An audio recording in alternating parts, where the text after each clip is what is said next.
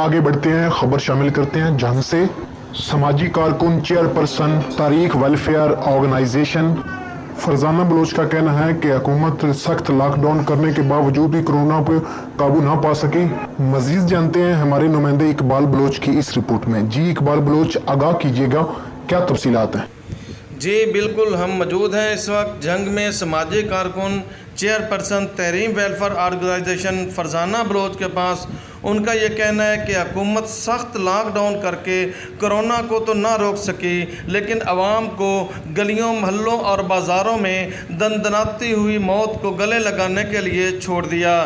اس corona نے سیاستدانوں کے چہروں کو بے نقاب کر کے رکھ دیا ہے۔ انہوں نے مزید کہا کہ قوم پر برا وقت ہے، ملک نازک صورتحال اختیار کر چکا اور حکومت اور اپوزیشن اپنی سیاست کرنے میں مصروف ہیں۔ کیمرہ مین ٹیم کے ساتھ اقبال بلوچ، BBC نیوز، جنگ۔